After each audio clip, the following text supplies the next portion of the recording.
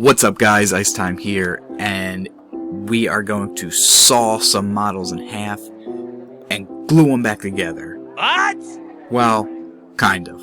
We're going to go over how to separate one mesh into multiple meshes and how to join multiple meshes into a single mesh. So, let's get into it. Alright, so we got our little dumbbell here, right? Just a little simple dumbbell I worked up for this. And right now you can see it is one mesh, and that mesh is called weight. So let's go ahead and break this in half into two meshes. But we're going to hit tab to go into edit mode, and I'm going to do Control R just to add a loop cut here in the center.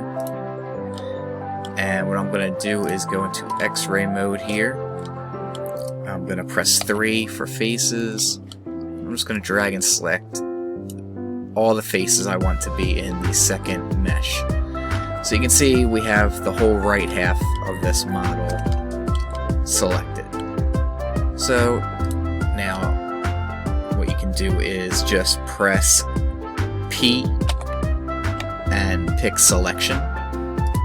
And now that is going to take every face we had selected and it's going to make it into its own mesh. You can see in the little scene collection here we now have a second model called weight.001. And now if we hit tab again to exit edit mode, we can now select them independently and move them independently of each other. So just like that, we have two meshes. But wait, what if I messed up and I actually want them to be one mesh again? Or I have something else and I want to join them into one mesh. It's really easy, guys. So just select both of your meshes by clicking one and holding Shift and clicking the other. And now with both your meshes selected, you're going to press Control and J to join.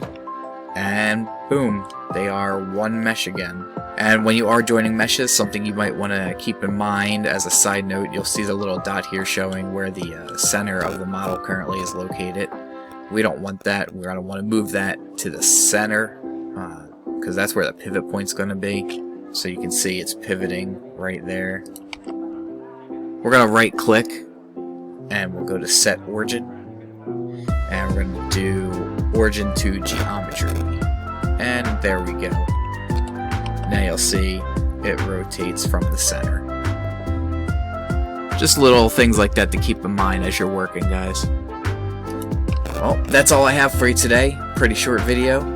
I hope you go ahead and hit that subscribe button if this has been helpful for you. And as always, until next time, this is Ice Time, signing off.